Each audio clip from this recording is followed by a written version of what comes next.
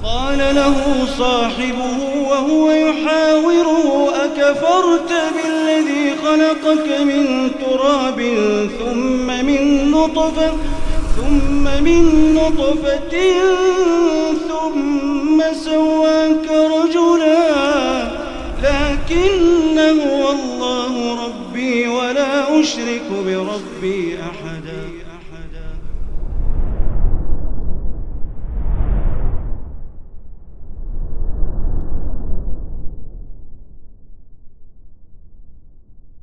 Assalamualaikum warahmatullahi wabarakatuh.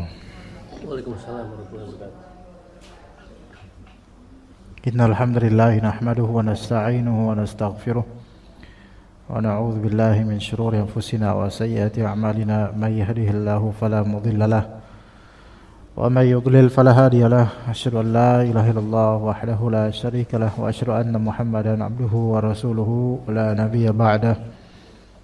Allahumma 'allimna ma yanfa'una wanfa'na bima 'allamtana innaka antal alimul hakim. Insyaallah kita lanjutkan pengkajian kitab Umdatul Ahkam. Kali ini kita lanjut di bab yang baru, yaitu bab salatil Idain. Bab salat dua Id. Salat Idul Fitri dan Idul Adha. Dinamakan Id karena ya'ud wa yatakarrar, karena berulang. Id itu artinya sesuatu yang berulang. Sesuatu yang berulang. Hal-hal yang diulang itu secara bahasa adalah suatu Id.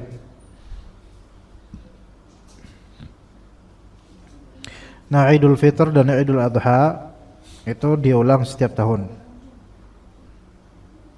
Jadi di sini dimutlakkan menjadi perayaan atau hari raya karena sesuatu yang diagungkan dan besar.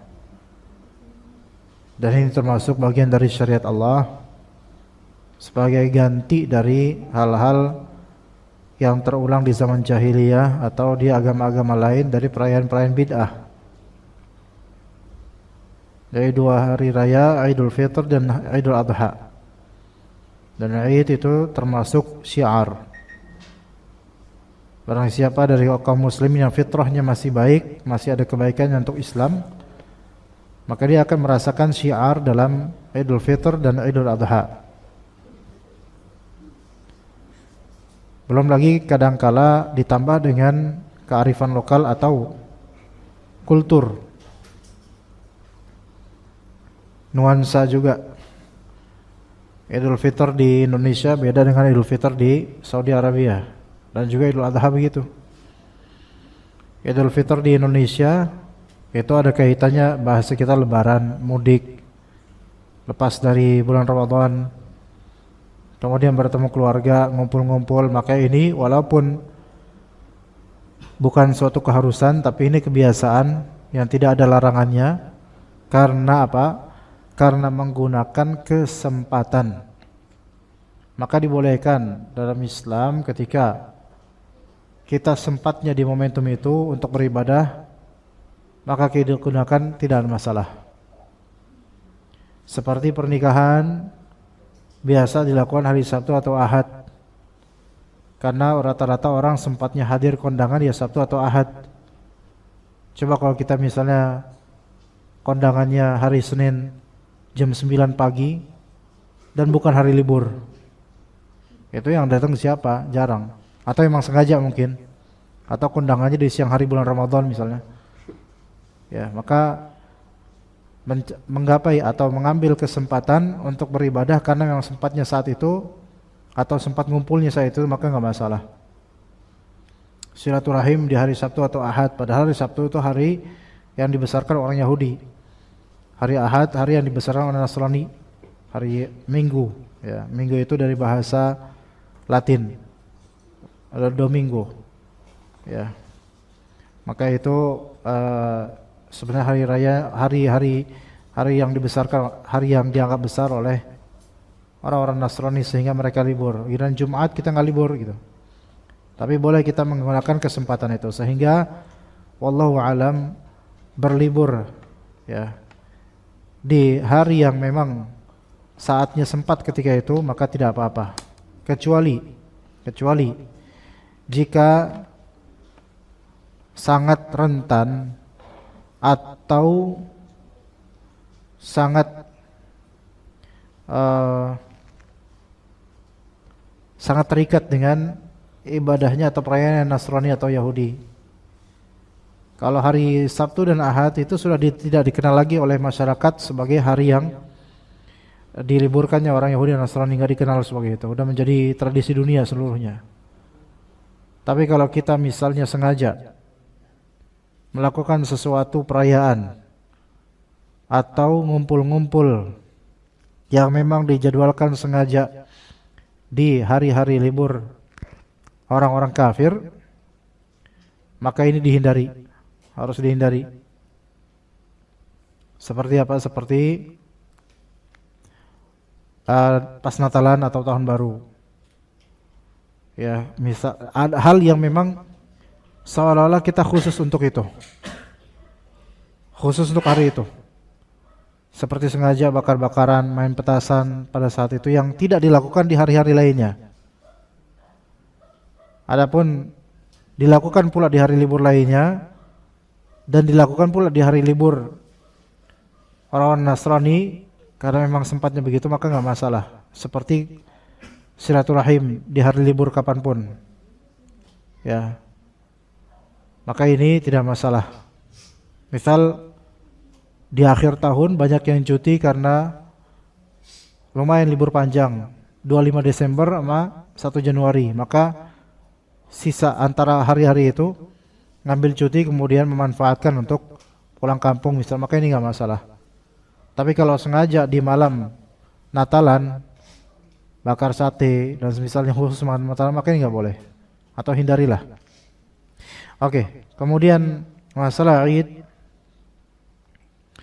Ini ada perkumpulan dalam Id, yaitu perkumpulan kaum muslimin di lapangan atau di mushola untuk salat Id dan juga menyimak khutbahnya.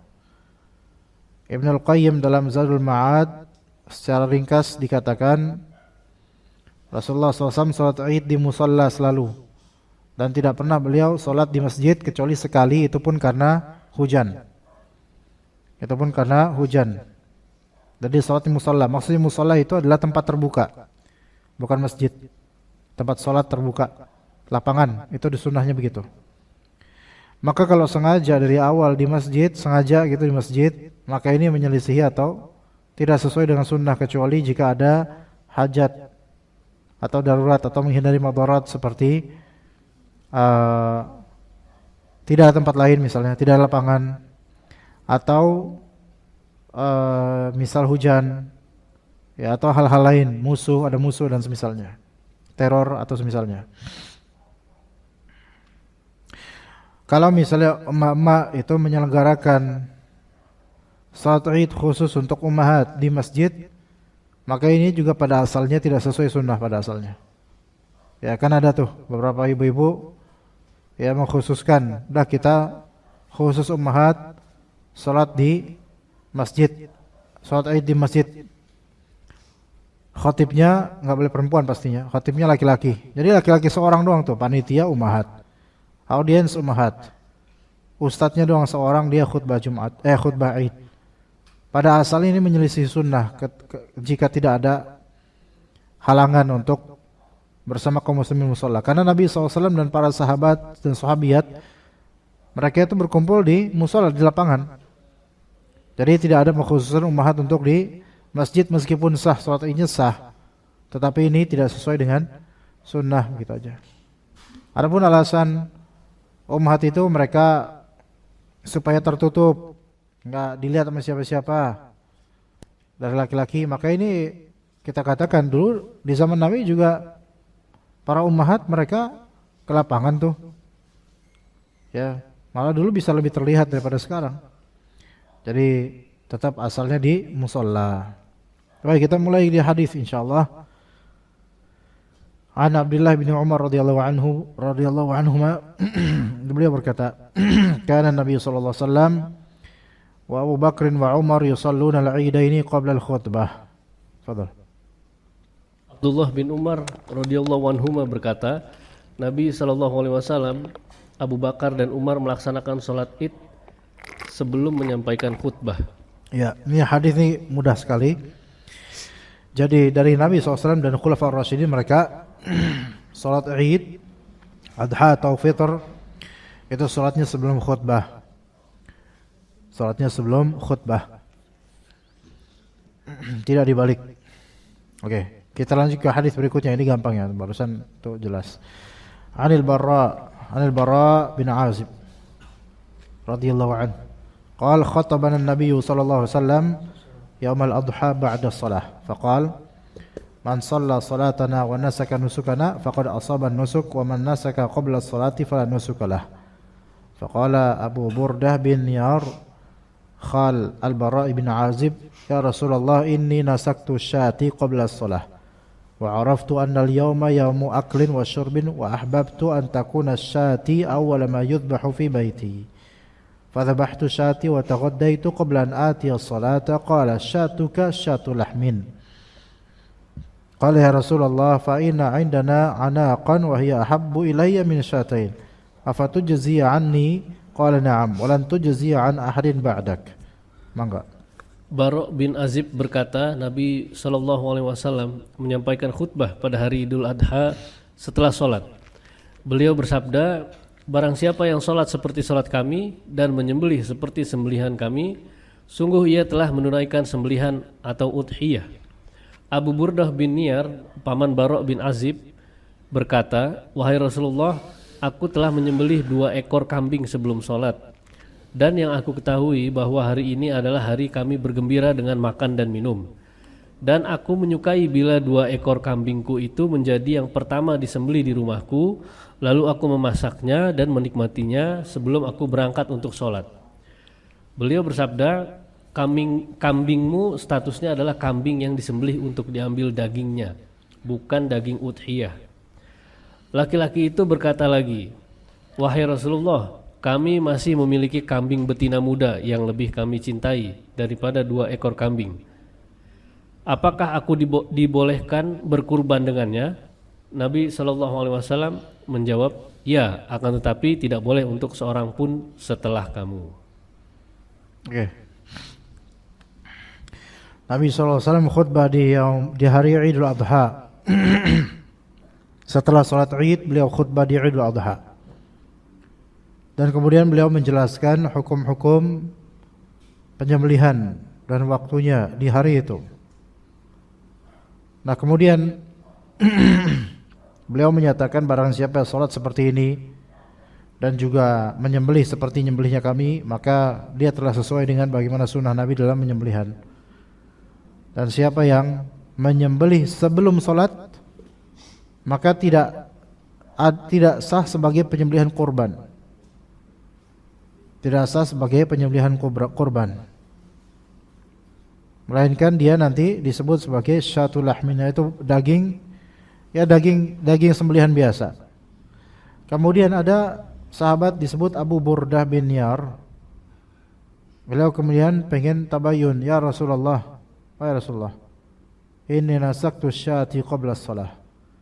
Saya telah menyembelih kedua domba saya sebelum salat.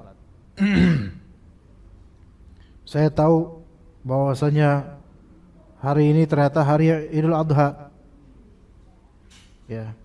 Dan saya makanya pengen berkompetisi, pengen lebih awal untuk menyembelih di rumah saya. Lihat, jadi semangatnya begitu. Tapi nanti Nabi SAW tetap menyatakan itu tidak sah sebagai kurban, itu adalah sembelihan saja. Ya, jadi tetap sesuai dengan syariat gitu loh. Bahwasanya kambing atau 2 domba yang disembelih tadi itu bukan kurban, melainkan sedekah, sembelihan biasa. Ya, makanya kata Nabi SAW, syatuka syatul lahmin. Dombamu itu domba daging, yaitu domba sembelihan saja. Ya udah, kalau begitu kemudian diidekan bagaimana kalau misalnya anak, sembelih anak, yaitu domba perempuan, domba apa? Domba betina. Ya. boleh atau tidak ya Rasulullah? Maka dikatakan ya mujzi, boleh. Tapi hukum ini khusus untuk kamu, untuk domba betinanya. Begitu, ya. Tadi apa diterjemah di situ? Anak di situ apa? Bukan anak kambing. 2 ekor kambing. Enggak. Dia kambing betina tapi dia Kambing betina muda. Muda, belum sampai setahun. Ya, itu maksudnya begitu. Anak itu al-untha min waladil ma'za, yaitu betina dari dia betina dan dia peranakan anak kambing atau domba, tapi belum sampai usia setahun.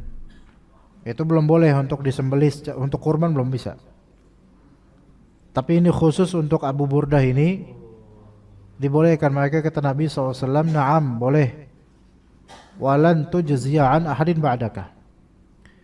Untuk siapapun setelahmu itu enggak bisa. Cuma kamu doang paling akhir yang dibolehkan untuk menyembelih kurban kambing betina muda yang belum sampai 1 tahun. Gitu, ya. Ada faedah di situ dijelasin enggak, Pak Agung? Kalau ada bacain dong. Boleh? Faedah bisa bacain? Ada poin-poin. Boleh. Bacain. Enggak, silakan. Kesimpulan. 1. Mendahulukan khutbah daripada salat Id. 2. Barang siapa Oke, taib. Mendahulukan salat khutbah mendahulukan khutbah daripada mendahulukan salat. Oh, ini terbalik berarti, Ustaz. Gimana di sini? Di sini tulisnya mendahulukan khutbah daripada salat Id. Mendahulukan khutbah daripada salat Id. Iya, salah kali. Kok gitu? Mendahulukan salat daripada khutbah di salat Id. Kalau nggak dibacain mungkin nggak ngeh tuh.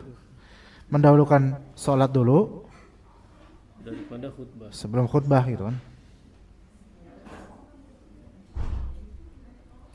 Dan ini adalah sunnah Nabi SAW. Nah, sunnah di sini artinya jalan atau tata cara Nabi SAW dalam berid.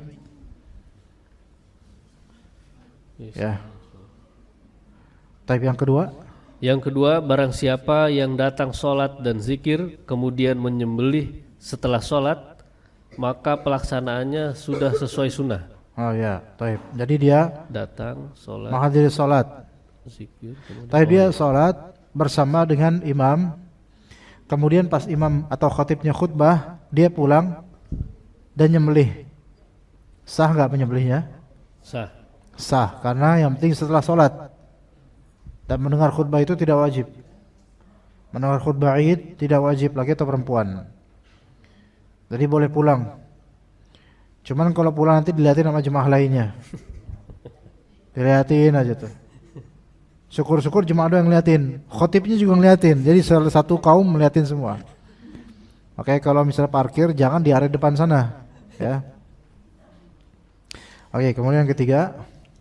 Poin ketiga, melaksanakan sholat merupakan pertanda diterimanya sembelihan. Ya. Adapun yang menyembelih sebelum sholat maka tidak diterima atau tidak sah. Oke, sekarang di sini kalau bahasa aslinya bukan melaksanakan sholat, tapi hudurus sholat. Hudurus sholat, ya, menghadiri sholat. Apa maksudnya ini menghadiri sholat? Menghadiri sholat itu bisa dua kemungkinan, yaitu ikutan sholat Id, atau dia tidak sholat Id tapi menghadirinya karena mungkin lagi haid atau nifas. Nah, dikatakan tadi menghadiri sholat itu diantara tanda-tanda diterimanya sembelihan. Adapun yang menyembelih sebelum sholat, maka sembelihannya tidak diterima dan tidak cukup, sehingga itu masuknya jatuhnya ke sedekah atau sembelihan biasa. Jadi bisa dipahami dari ini wallahu alam bahwa orang yang mau menyembelih itu mestilah dia salat Id juga. Ya, salat Id juga atau minimal menghadiri salat Id. Begitu. Tetapi dipahami sebagian ulama bukan itu syaratnya. Syarat diterimanya hewan kurban tidak mesti dia sholat id atau tidak. Tapi yang penting ikhlas dan dia telah lewat dari waktu sholat id. Ada yang berpendapat seperti itu. Karena barangkali dia ada uzur untuk tidak sholat id. Lagi pula para ulama, jumhur ulama menyatakan sholat id itu sunnah, tidak wajib. Sebagian ulama menyatakan sholat id itu wajib. Ya, ini juga pendapat kuat. Tapi jumhur ulama berpendapat sholat id tidak wajib. Sholat id tidak wajib. Oke. Coba, gimana lanjutannya? Yang keempat, waktu penyembelihan dimulai sejak berakhirnya sholat. Ya. Waktu penyembelihan gimana bahasanya? Penyembelihan dimulai sejak berakhirnya sholat. Oke. Dimulai sejak selesainya sholat id. Ya. Sholat id versi mana? Sementara kan ada banyak tempat ya sholat id. Gitu loh. Ya, di satu RT bisa aja ada 2 tempat sholat id. Yang mana nih gitu kan? Ya itu wallahu alam yang mana ya, tergantung antum jemaah yang mana. Gitu. Kalau misalnya udah selesai sholat id di sini, walaupun imam baru mau khutbah nih, khatibnya baru mau khutbah, tapi di tempat lain dekat mereka, mungkin dekat situ ada tempat sholat id juga, tapi belum selesai sholat id, maka ibrahnya adalah di tempat si penyembelih itu sholat id di mana. Begitu. Ibu-ibu paham nggak ibu-ibu? Kalau Jumatan agak susah dipahami ya, tapi kalau ini gampang ya, karena kaitannya sama daging soalnya, makanan. Iya. Gitu. Oke. Jadi kalau misalnya dia nyembelih sebelum khutbah, sebelum sholat id, atau ketika sholat id dia sembelih, maka tidak sah sebagai hewan kurban. Ya begitu. Ada lagi? Ada lagi 2 poin. Ini ya. poin kelima nih. Hari id adalah hari bersenang-senang, makan dan minum. Yang meniatkan hal tersebut untuk menampakkan makna id terhitung sebagai ibadah. Nah, di sini hari id, baik Idul Fitr atau Idul Adha, itu disunnahkan untuk bersenang-senang dan dimakruhkan untuk menampakkan kesedihan makruh. Padahal salafus saleh mereka itu dengan berakhirnya Ramadan mereka sedih, namun tetap disunahkan untuk berbahagia dan bergembira di hari Idul Fitr. Jadi makruh jika seseorang menampakkan muka yang tidak senang di hari Idul Fitr atau Idul Adha juga. Ya, dimakruhkan untuk itu karena sunnahnya adalah menampakkan al-farh wa surur, kebahagiaan. Dan juga disunahkan untuk makan, bukan disunahkan, bahkan diwajibkan untuk tidak puasa. Enggak boleh puasa, tidak sah puasa di hari Idul Fitr dan hari Idul Adha. Ditambah hari Idul Adha ada 3 hari setelahnya itu jangan puasa. Ya, barang siapa yang puasa tidak sah puasanya, apapun itu bentuknya puasa, yang mau puasa Senin Kamis lah atau mau puasa Syawal lah, maka tidak sah puasa di hari pertama Syawal. Sesoleh apapun dia, itu tidak boleh puasa saat itu. Maka wajib tidak puasa. Sekalipun dia makan sedikit, yang penting jangan puasa. Taib. Kemudian untuk Idul Adha disunahkan untuk tidak makan sampai dia memakan, disunahkan untuk tidak memakan jika dia memang menyembelih. Ini sunnah spesifik, sebenarnya berlaku hanya untuk penyembelih itu yang lebih sahih. Adapun untuk bukan yang pelaku penyembelihan, maka dia silahkan makan sebenarnya. Paham nggak di sini? Dan tidak makannya pelaku penyembelihan ini adalah menunggu sampai sembelihannya itu disembelih dan dimasak, dan dia makan hasil sembelihannya. Sunnahnya begitu maksudnya. Jadi sebenarnya nggak berlaku untuk semua pihak, apalagi anak-anak. Jadi sok makan aja, karena kan sampai nggak nyembelih gitu. Itu yang lebih tepat pemahamannya. Oke? Ya, apa lagi? Poin ke-6, tidak sah hadyu dan udhiyah dari unta kecuali yang sudah berumur setahun. Oke. Afwan, tadi apa tadi ya? Anak Tadi itu anak itu unta, bukan kambing.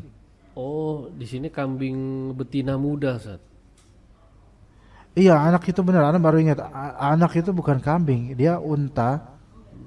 Tapi belum sampai setahun. Yang sahih itu unta belum sampai setahun, ya. Ini enggak? Coba coba putra dicari deh. Anak tuh apa? Anak adalah hasil lahiran manusia gitu. Anak. Al-anak. Al-anak. Ya. Tapi itu kalau kurang dari setahun usianya itu dibolehkan hanya untuk Abu Burdah saja, adapun selainnya enggak boleh.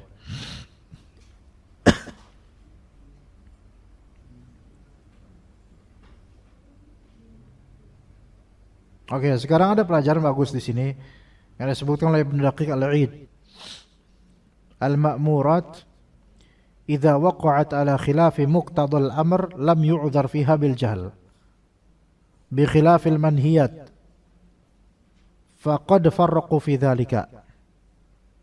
Fa'adzaru fil manhiyat bin nisyan wal jahl. Ya. Ada kaidah sini, hal-hal yang diperintahkan jika itu terjadi tapi tidak sesuai dengan kriteria perintah, maka tidak diberi uzur akan kejahilan. Silakan dipikirkan ibu-ibu, bapak-bapak. Ayo bapak-bapak nih, para bapak-bapak, ayo, masya Allah. Kan namanya hukum syar'i itu berlandaskan perintah atau larangan gitu ya. Ada perintah, ada larangan. Dan juga ada istilah al-uzur bil jahal. Diberi uzur karena enggak ngerti. Diberi uzur karena tidak ngerti.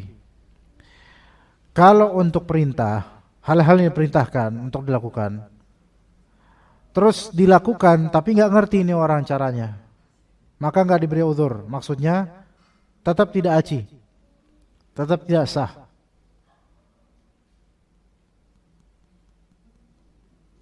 Gitu. Ngerti nggak, Bu?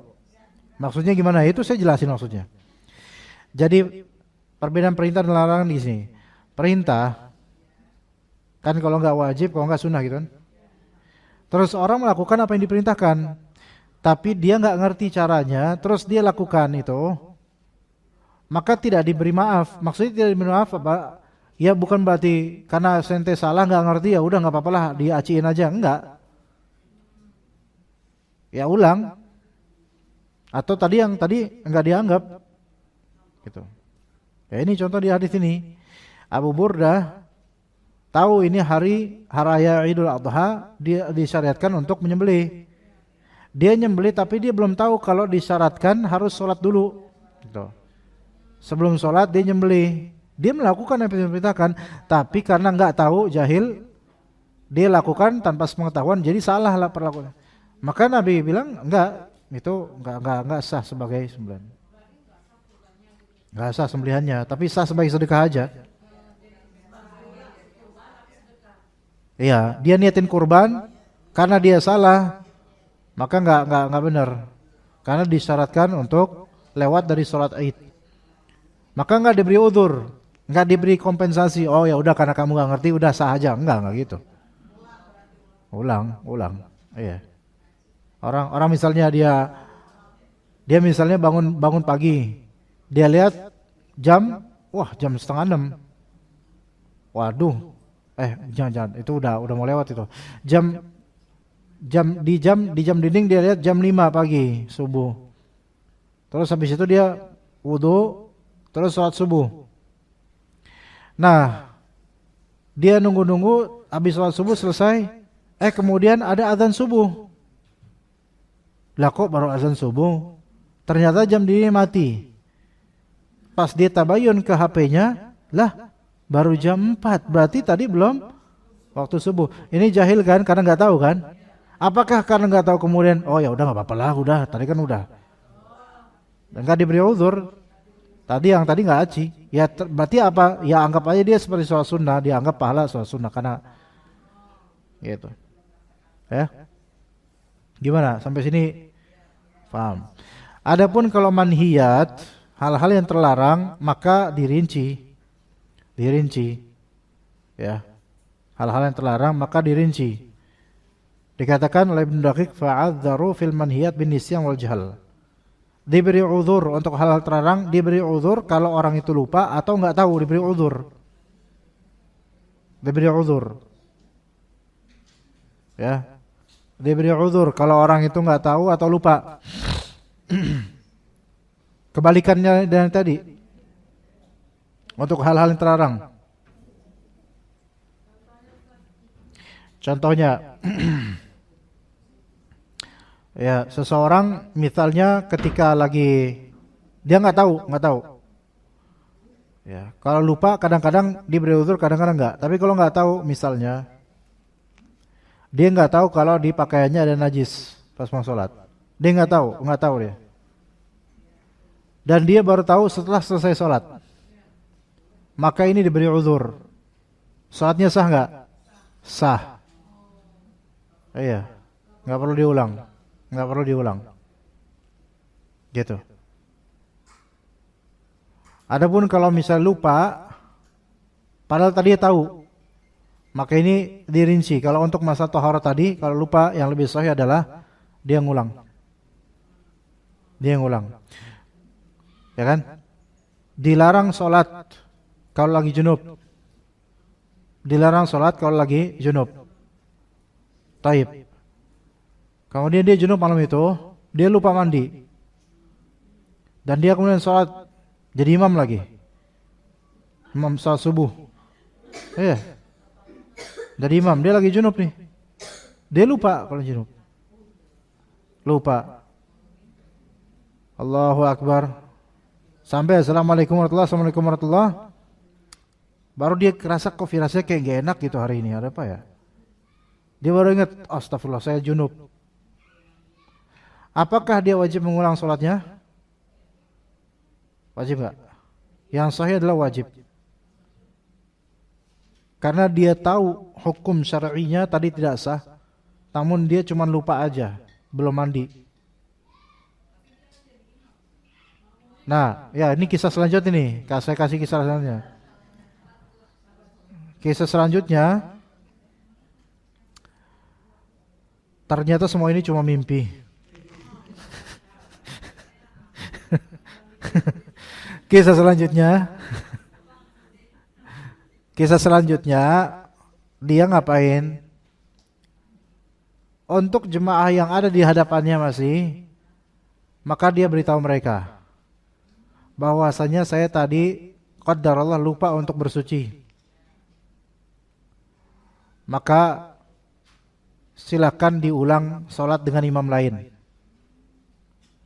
Ya enggak harus dia bilang saya junub, tadi imam saya begini, enggak usah ngomong. Dia cuma bilang aja, saya belum lupa bersuci, tadi salah saya tidak sah. Begitu. Itu pendapat pertama. Ada pendapat kedua yang mengatakan dia cukup untuk dirinya saja. Karena ada dalil menunjukkan sholat kalau kesalahan imam, maka itu kesalahan untuk dirinya saja, bukan untuk makmum. Tapi wallahu alam supaya tidak menjadi syubhat, maka dia kasih tahu kepada pihak atau jemaah yang masih ada di hadapannya. Itu yang sahih, lebih sahih itu. Ya itu lebih sahih. Ana yakin kalau misalnya Pak Agung terjadi hal seperti ini padanya, yakin dia merasa berhutang. Karena kasihan nih makmum nih. Gitu, ya, begitu. Jadi kalau misalnya manhiyat, hal yang terlarang, jika dilakukan karena enggak ngerti itu dilarang, maka diberi uzur, dimaafkan. Iya, dimaafkan. Tapi kalau dia karena lupa, itu sebagian ulama berpandangan ketika dia ingat, maka dia lakukan ulang. Adapun jika hal yang terlarang dan dia bukan lupa dan dia bukan enggak tahu, dia ingat dan dia tahu, namun dia tetap melakukannya, maka diberi uzur enggak? Enggak diberi uzur. Ya kan dia tahu. ya kan? Terus dia ingat, begitu. Kalau lupa kan berarti dia asli tahu, cuman lagi lupa aja. Adapun jahil, nggak ngerti, nggak tahu, maka ini emang kosong, nggak ngerti apa-apa, maka diberi udzur. Maka diberi udzur. Contoh lain, seseorang misalnya dia tidak tahu kalau misalnya kan junub kan ada beberapa model ya. Ya. Dia misal melakukan masturbasi misalnya atau onani. Dan dia nggak tahu kalau onani atau masturbasi itu wajib mandi junub. Biasanya remaja-remaja nih karena belum terdidik atau gimana, dia nggak tahu kalau keluarin mani itu harus mandi junub untuk sholat, ya. Dia nggak tahu. Nah, selama 2 atau 3 tahun dia baru tahu kalau dia harus mandi junub sebelum itu. Taib, kan jahil nih. Kira-kira dia harus mengkodok dan mengulang sholat puluhan kali itu nggak, ratusan kali nggak? Enggak. Diberi uzur karena kejahilannya. Namun urusan dosa atau enggak dia, itu urusan Allah nanti. Karena boleh jadi dia akan ditanya nanti di akhirat, kenapa di zaman 5G gini ente masih bahlul juga gitu. Gitu. Kenapa udah ganti presiden masih bahlul juga ente gitu. Gitu. Ya, seperti itu. Itu perbedaan antara hal yang diperintahkan dan hal yang kalau yang diperintahkan, kalau seseorang jahil, nggak ngerti, itu tidak menjadi legalitas untuk disahkannya perbuatan tersebut. Ulang, gitu. Untuk hal yang dimakmurat perintah, untuk hal yang diperintahkan. Ya, begitu. Wallahu a'lam. Kita lanjut ke hadis berikutnya. Ini terakhir aja kali ya, udah jam segini subhanallah. An Jundub bin Abdullah Al-Bajali radhiyallahu anhuma qala sallallahu alaihi wasallam صلى رسول الله صلى الله عليه وسلم يوم النحر ثم خطب ثم ذبح وقال من ذبح قبل أن يصلي فليذبح مكانها ومن لم يذبح فليذبح بسم الله. Mangga silakan. Jundub bin Abdullah Al-Bajali radhiyallahu anhu berkata, Nabi SAW melaksanakan salat Idul Adha lalu menyampaikan khutbah, kemudian menyembelih. Beliau bersabda, barang siapa menyembelih hewan sebelum salat, maka dia harus menyembelih hewan kurban lain sebagai penggantinya. Dan siapa yang belum menyembelihnya, maka sembelihlah atas nama Allah. Ya. Iya, diulang. Rasulullah SAW salat di hari Idul Adha. Kemudian setelah salat 2 rakaat itu beliau khutbah. Kemudian beliau menyembelih. Dan beliau berkata, barang siapa yang menyembelih sebelum kita salat tadi, maka ganti sekarang sembelih binatang baru lagi. Ya, karena yang tadi apa? Tidak sah. Karena yang tadi tidak sah. Dan rata-rata kan nyembelih yang tadi sebelum sholat nyembelih itu karena apa? Karena nggak ngerti kalau ini tidak sah. Jangan karena nggak ngerti kemudian akhirnya udahlah nggak apa-apa sah-sah aja, enggak. Ya. Wa man lam yadhbah falyadhbah bismillah. Siapa yang belum menyembelih, baru menyembelih sekarang setelah sholat, maka silakan dia menyembelih dengan menyebut nama Allah. Nah di sini ada 2 pendapat mengenai hukum menyembelih atau hukum berkurban bagi orang yang mampu. Ada 2 pendapat. Pendapat pertama, wajib bagi yang mampu. Wajib bagi yang mampu. Ini pendapat Abu Hanifah, Imam Abu Hanifah dan Imam Malik. Hanafiyah dan Malikiyah. Harus menyembelih bagi yang mampu. Ya. Al-Musir itu orang yang berkeluasan harta untuk menyembelih. Ya, Al-Musir ini berarti orang ini kalau dia keluarin duitnya untuk menyembelih, untuk berkorban, itu masih ada sisa-sisa kebutuhan untuk hidupnya. Adapun orang yang pas-pasan, kalau dia nyembelih maka habis duitnya, maka ini tidak disebut orang yang berkeluasan harta. Gitu ya. Coba harga kambing kan ada yang antara 2,5 sampai 7 juta juga ada sebenarnya. Ya, kalau dia gajinya pas-pasan dan dia punya tabungan untuk menyembelih dan dia juga nanti mikir nanti gimana bayar listrik, bayar kontrakan, bayar ini, bayar itu, maka tidak wajib bagi mazhab Abu Hanifah dan mazhab Imam Malik. Adapun bagi jumhur ulama, menyembelih atau berkurban hukumnya sunnah bagi orang yang berkemampuan. Dan ini pendapat yang lebih sahih insyaallah. Sunnah tidak sampai wajib. Namun sunnah yang seperti ini bukan berarti orang yang berkeluasan terus enggak menyembelih, melenggang gitu aja.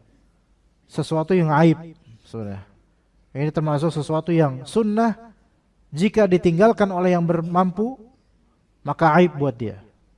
Apalagi kalau misalnya kita lihat beberapa yang berkurban itu bukan orang yang kaya, tapi dia hasil nabung. Maka ini aib bagi orang-orang yang kaya. Begitu.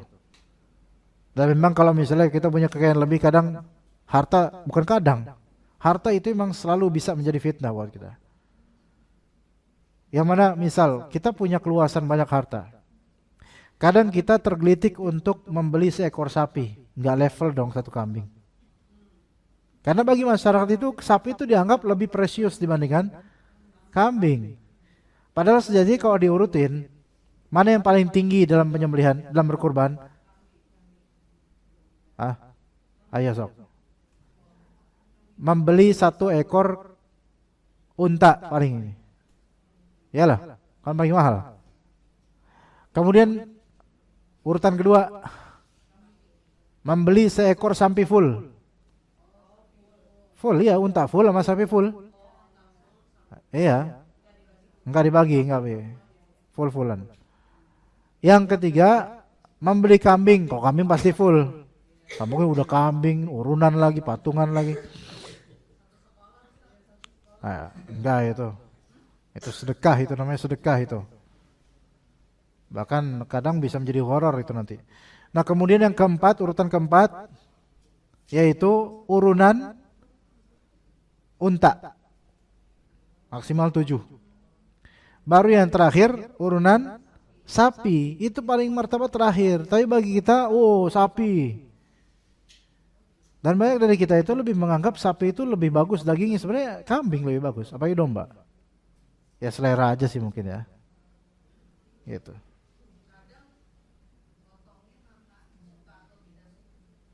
Iya. Like or dislike. Iya. Yes. Ya jadi pilih nomor 3 Bu. Ganjar Pranowo yang nomor 3. Ya. Jadi orang banyak milih yang kelima. Ya, karena kerasa kalau sapi gede gitu. Ya bagus sih, ya tetap bagus daripada nggak sama sekali. Nah kita kadang kalau punya keluasan harta, kita pengen yang nomor 2 itu. Sapi diborong 1 orang gitu. Artis-artis, pejabat, ya kan? Diliput pasti sapi. Artisnya yang sapi gitu kan. Ya. Diliput pasti sapi. Nggak ada tuh yang kambing kecil gitu, kambing kurus, nggak ada, gengsi itu lah. Sapi berapa ratus kilo ya. Ini susah untuk bisa ikhlas kalau misalnya diliput kayak gitu, beneran deh. Ya. Kalau emang kita memang mau sedekah banyak besar ya. Kalau bisa misalnya kita bilang ke DKM, kalau memang kita mau pakai jasa masjid ya, jasa orang masjid, kita bilang ke DKM, Pak, tolong nih saya daftar, tapi jangan ditulis nama saya di papan pengumuman. Kan biasanya tulis tuh, listnya tuh. Sapi 1 ada 7 orang, 1 Darman, 2 Darmaji, 3 Kasmuji, 4 Ponari, dan seterusnya. Itu ditulis. Nomor sapi 2 single, belum nikah mungkin, 1 orang,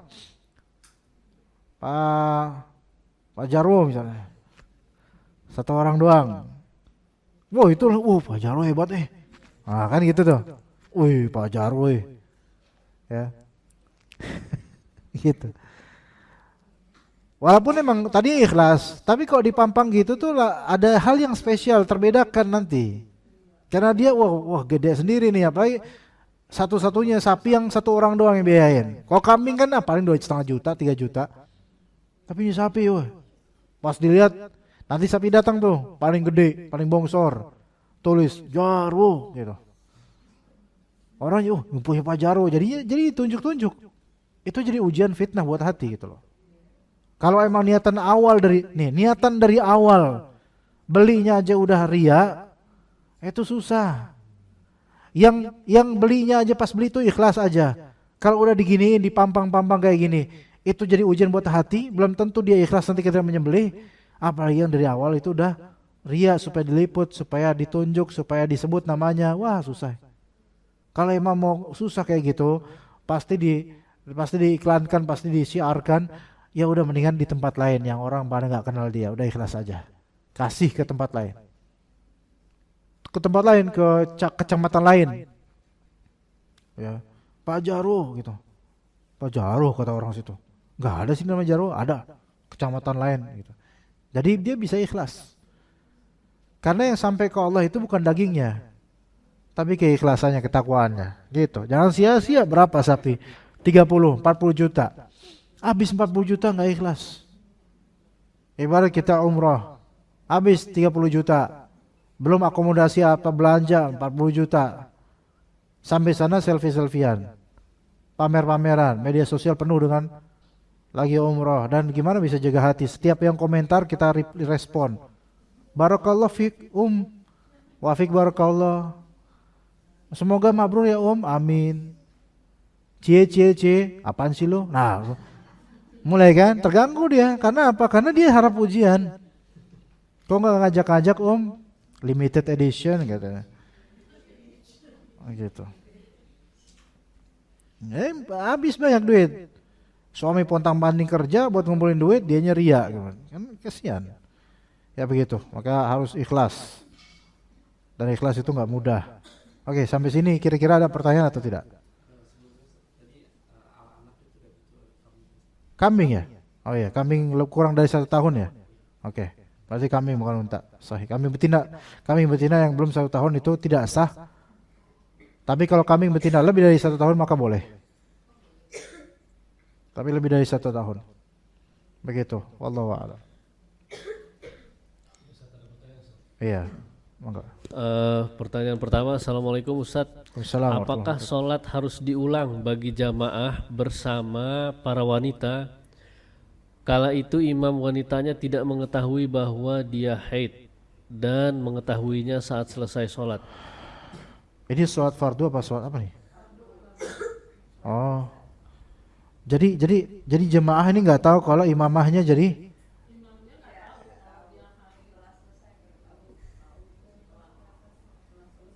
Oh, nggak diulang sholat diulang. Soal kayak tadi kaidahnya itu sholat kan perintahkan sholat. Kan tidak tahuan dia akan suatu hal, maka dia harus ulang sholat itu. Yang haid siapa yang haid?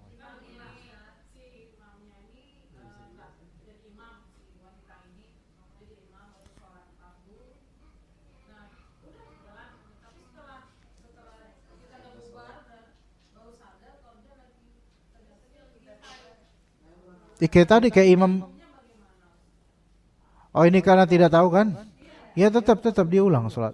Tetap yang ulang ini yang ulang si siapa? Makmum kalau emang dikasih tahu. Enggak, makmumnya pada tahu enggak?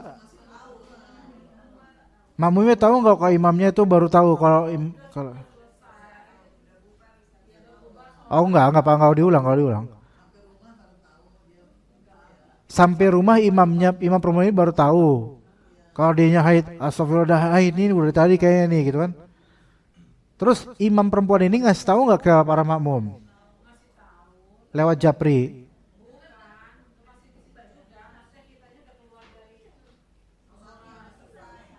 Oh kalau udah semua konteks sudah selesai udah nggak usah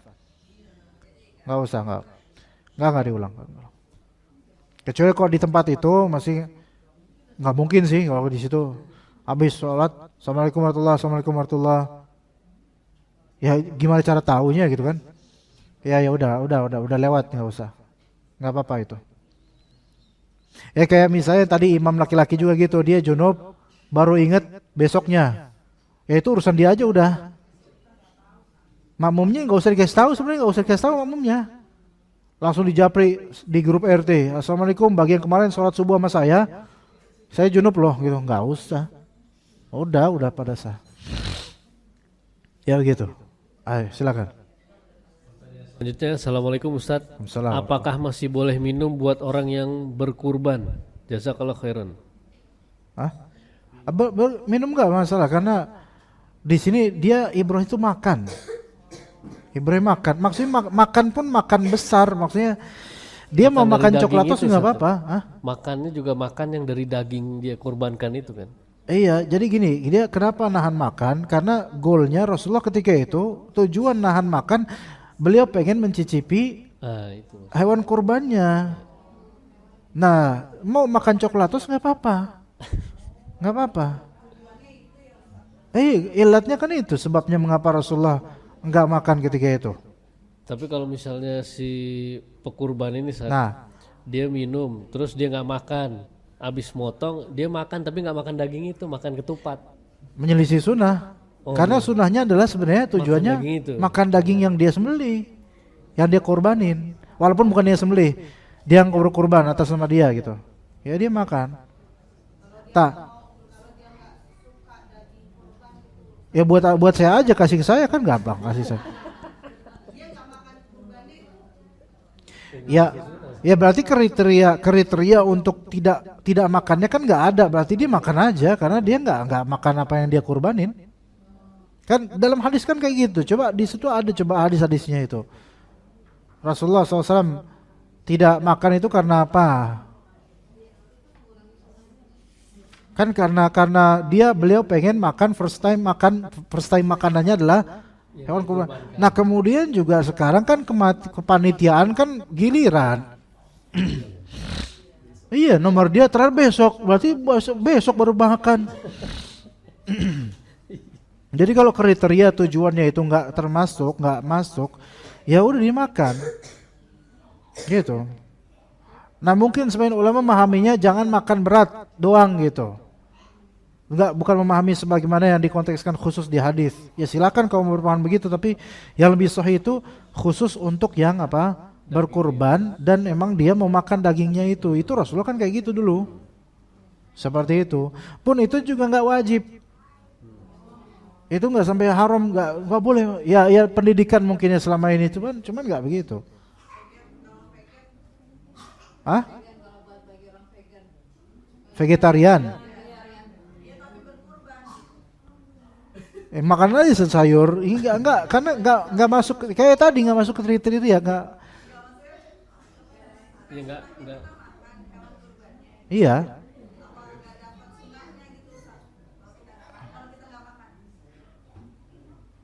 Enggak, dia punya uzur dia. Dia punya uzur. Itu uzur modern itu, uzur sekarang. Dulu enggak ada, di zaman Nabi vegetarian enggak ada. Dulu makan daging semua.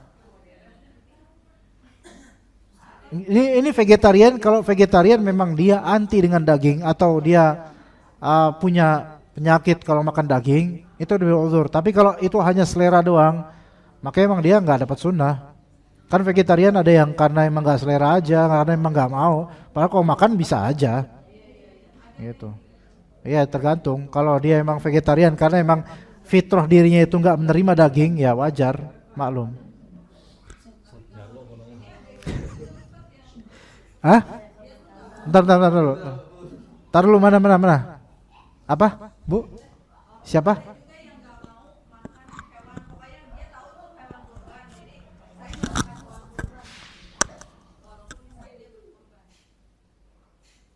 Ini menyelisih sunnah ini orang.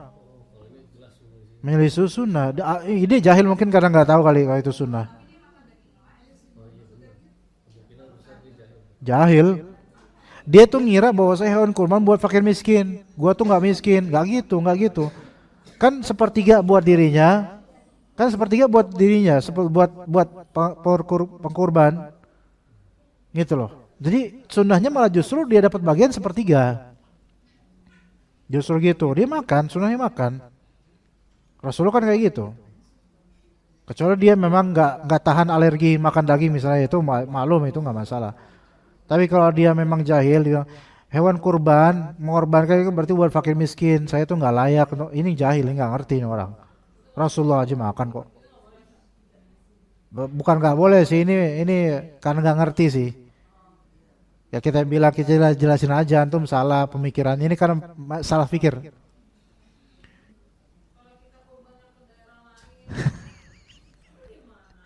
Ya nggak gimana-mana, silakan aja. Gini, lebih afdol kurban di tempat kita. Terus sepertiga kita ambil. Nah sisanya silahkan sok mau dikemanain, gitu loh. Tapi kalau emang di kita udah banyak, atau gini, kita mau kurban, kambing ada berapa? Ya, kita bisa kurban sendiri kambing satu di masjid kita. Kita masih punya banyak duit, beli kambing buat masjid lain, buat daerah perkampungan. Silakan. Yang penting kita ada bagian buat diri kita. Itu sunnah, tapi sunnah ya, bukan sampai wajib. Artinya boleh-boleh aja kalau misalnya ibu mau berkurban, ya boleh-boleh aja, ke mana nggak apa-apa. Tapi lebih tepatnya, lebih sesuai sunnahnya adalah daerah kita lebih awal. Gitu. Kalau emang mau disalurin ke yang lain dan kita pengen dapat, itu lebih afdol. Sisanya salurin ke yang lain. Gitu. Jadi first time kita untuk diri kita dulu. Tapi kalau misalnya nih, di masjid kita udah terlalu banyak, orang pada kaya semua. Ya gitu. Dan ada yang kita tahu lebih membutuhkan misalnya. Maka mungkin lebih afdol kita salurin ke yang lain. Daripada kita mengamalkan sunnah satu yang memang ini sudah terlalu banyak, abandon gitu, jadi takutnya banyak sia-sia, banyak yang tercecer, udah kasih ke yang lebih butuh aja, itu lebih afdol dari awal. Gitu Bu. Tapi kalau di kita juga masih bisa kok, di sini masih baik, walaupun banyak tapi bisa kita di sini lebih afdolnya, lebih afdol di tempat sendiri. Kesian. Ayo Bu, siapa lagi Bu? Iya. Kalau saya kurban kambing tapi saya itu alergi kambing, boleh nggak kalau nggak makan gitu? Kalau saya kurban kambing tapi alergi dari kambing, beli sapi. Beli sapi ya? Ya? Urunan sapi. Lebih afdol kalau gitu. Karena dapat sunnahnya apa? Makan dagingnya. Bisa nggak? Bisa. Jadi beli sapi. Sapi alergi juga, beli unta. Unta nggak mampu, ya udahlah, mau kambing nggak apa-apa. Gitu. Ya namanya alergi, kalau emang nggak bisa makan dagingnya itu ya udah, nggak dimakan juga nggak apa-apa. Gitu. Ya. Seperti itu.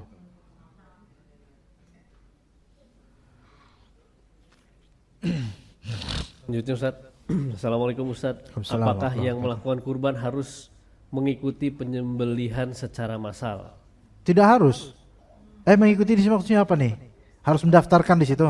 Ya ngikut. Enggak harus. Misalnya naruh di masjid. Enggak harus. Itu kan cuma nitip doang jasa mereka. Kalau di depan rumah kita sendiri nggak apa-apa. Malah kadang-kala itu lebih afdol karena apa? Kita bisa membaginya sendiri. Gitu. Kalau di masjid kan kadang-kadang nggak fair. Yang berkorban yaitu menjadi korban gitu. Iya, dia cuma dapat bagian yang kecil biasanya. Iya. Dan yang berkorban ini nggak boleh ngambil semuanya untuk dibagi-bagi sini. Kadang nggak boleh, harus di masjid peraturan gitu. Makanya independen kadang-kadang lebih afdol. Dan Rasulullah kan independen ketika itu. Emang dulu mah semua pria dulu mah nyembelih sendiri dulu mah. Kalau sekarang mungkin karena kita nggak mau repot gitu kan. Udah biarin aja, biar kasih orang pekerjaan juga gitu kan. Maka sebenarnya aslinya lebih afdol kalau memang kita mampu sempat, lebih afdol kita sendiri.